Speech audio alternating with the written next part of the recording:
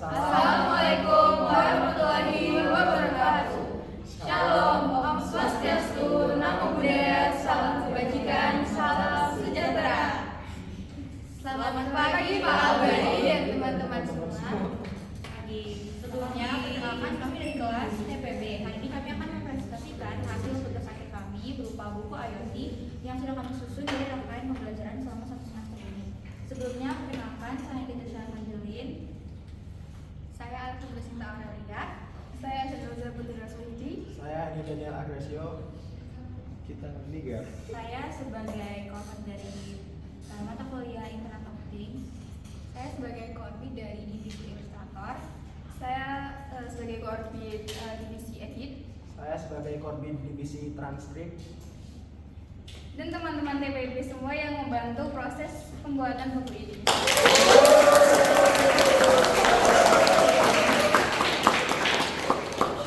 Nah, dalam proses penyusunan buku ini kami belajar dari beberapa dosen, yaitu Pak Albari, Pak Abdu, juga kemudian ada Pak Maman dan juga Pak Ari. Setiap dosen punya materi dan penugasan yang berbeda-beda dan semuanya kami sudah rangkum menjadi satu buku yang lebih tersusun dan juga enak untuk dibaca. Pembelajaran IoT kami dimulai dari materi yang awalnya diberikan oleh Pak Albari dan juga Pak Abdu. Dari mereka kami mulai memahami tentang IoT dan juga contoh-contoh penerapannya, dan juga perangkat-perangkat yang terlibat serta konsep dasar yang harus kami kuasai sebelum masuk ke tahap praktek. Penjelasan dari kedua dosen ini menjadi fondasi awal kami untuk memahami alur kerja IoT secara keseluruhan. Nah, setelah mendapat materi dasar, kami masuk ke proyek seminar, di mana kami mulai mencoba untuk menerapkan pembelajaran di dalam bentuk proyek. Di tahap ini kami belajar menghadapi masalah teknis, mencari solusi, dan juga mengenai cara perangkat IoT bekerja secara nyata. Pembelajaran berikutnya ada dari Pak Maman dan juga Pak Aris yang dari seminar. Dari Pak Maman kami mendapat 2 tugas utama. Yang pertama kami membuat resume, materi, dan juga kami diberikan tugas coding. Tugas coding ini sangat membantu kelas kami dalam memahami bagaimana sensor, microcontroller, dan sistem IoT dijalankan melalui program. Kemudian dari Pak Aris kami juga diberi tugas untuk membuat proposal yang kami kerjakan bersama dengan teman kita dari Teknik Elektro. Tugas ini juga masih dalam proses dan menjadi pengalaman tambahan bagi kami dalam merancang proyek IoT yang lebih terstruktur. Nah, semua pengalaman pembelajaran tersebut kemudian kami kumpulkan dan kami susun menjadi buku IoT yang berisi 10 chapter.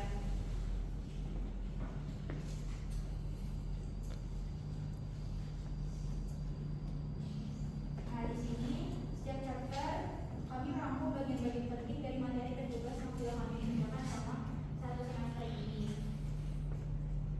Jadi kami sudah membuat 10 chapter.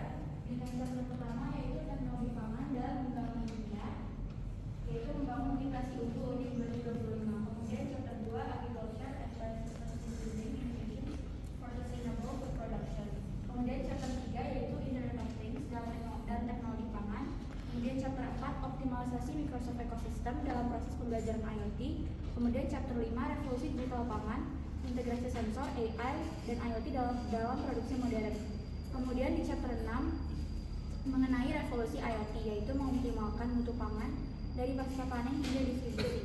Kemudian chapter 7 pemanfaatan IoT dalam sistem pangan dan distribusi modern.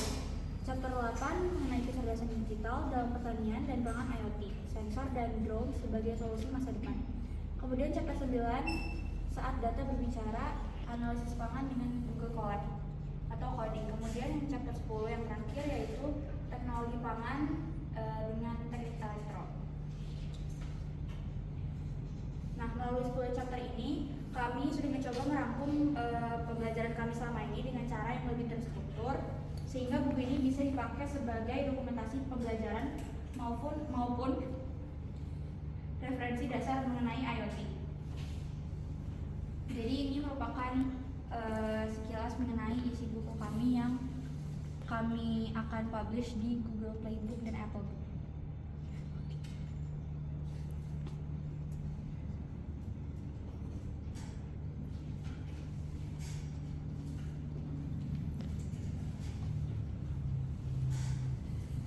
Nah, kira-kira begitu. Nah, sebelum kami mengakhiri presentasi presentasi mengenai buku IoT, kami juga ingin meminta maaf kepada Pak Albari karena buku kami belum bisa terupload 100% atau belum sepenuhnya bisa publish di Google Playbook karena statusnya saat ini masih under review. Karena kemarin kami sempat mengalami kendala saat proses penguploadan. Selain itu kami juga baru bisa mulai publish itu setelah menerima tugas coding terakhir dari Pak Maman yang mana baru diberikan minggu lalu. Sementara proses review Google Playbook itu memakan waktu sekitar 1-2 minggu atau bahkan lebih. Jadi kami mengalami kendala di situ. Untuk versi Applebook kami juga menggunakan device dari teman kami yang memakai Apple. Namun kami juga mendapatkan kendala saat proses upload sehingga buku tersebut masih menunggu proses publish sampai benar-benar diterima sama sistem.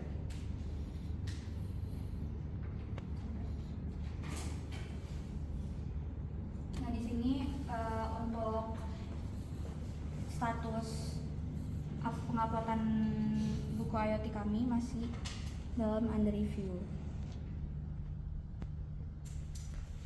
Nah, jadi kami akan mengupdate progresnya begitu proses publish selesai dan buku sudah resmi muncul di kedua platform yang kami ada. Sekian presentasi mengenai buku. Sekarang kita akan lanjut ke presentasi mengenai tugas per divisi.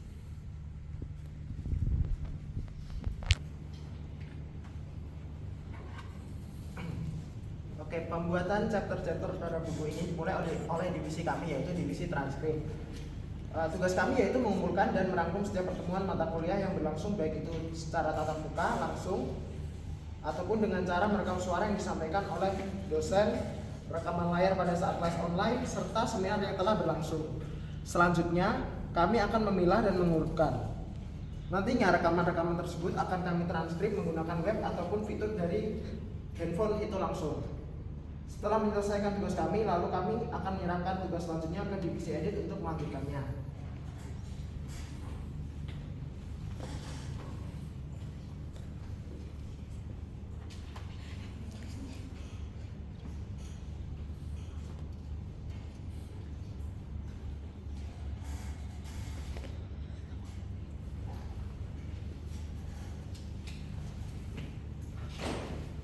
Baik, selanjutnya di sini saya akan menjelaskan mengenai sistem kerja dan proses kami dari divisi edit. Jadi pertama-tama setelah kami mendapatkan file dari transkrip, saya sebagai korbit langsung memberikan tugas kepada anggota saya agar jalannya pekerjaan lebih cepat.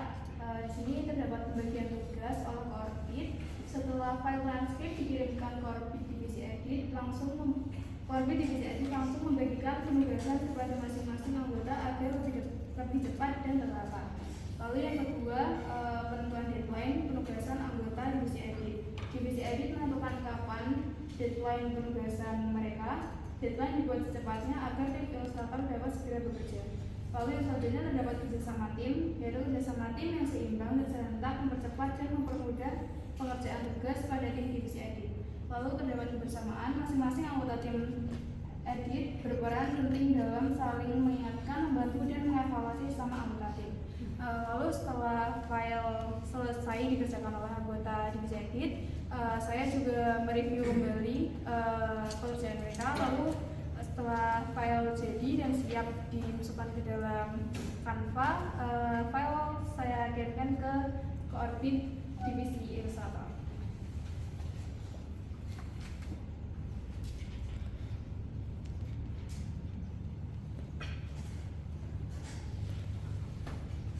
Selanjutnya adalah kinerja dari divisi ilustrator. Pertama-tama saya sebagai korbit menerima file yang telah diedit oleh divisi editor. Pertama-tama ini adalah pembagian tugas oleh korbit. Jadi sebelum saya membagikan tugas-tugas ke anggota divisi ilustrator, saya pertama membaca dulu isi dari filenya. Saya agar tahu apa topik yang akan kami edit di Canva. Kemudian saya mulai untuk membagikan jumlah paragraf-paragrafnya untuk bisa dikerjakan oleh berapa orang. Biasanya saya input 3-4 paragraf untuk satu slide di Canva. Setelah itu dari jumlah slide yang jadi, saya mulai membagikannya ke anggota saya. Bisa satu slide itu 1 orang ataupun sampai 2 orang yang mengerjakan. Kemudian ada penggunaan aplikasi atau tools. Kami menggunakan aplikasi Canva dan fitur Canva AI untuk membantu proses pembuatan buku.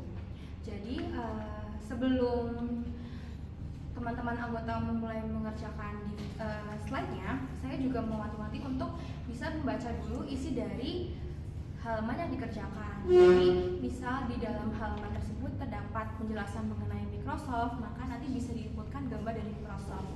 Nah, elemen-elemen tersebut bisa didapatkan dari elemen Canva, dari Canva AI, ataupun dari Google. Kemudian terdapat penentuan tema dan konsep.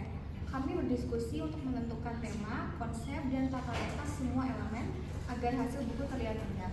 Jadi untuk buku kami ini temanya lebih ke nature, dimulai dari covernya dan juga cover tiap halamannya. Untuk cover tiap chapternya kami menyesuaikan dari judul per chapternya juga. Yang terakhir adalah kerjasama tim. Kami saling membantu, memberikan ide, dan mengingatkan untuk mempermudah pekerjaan dengan efektif.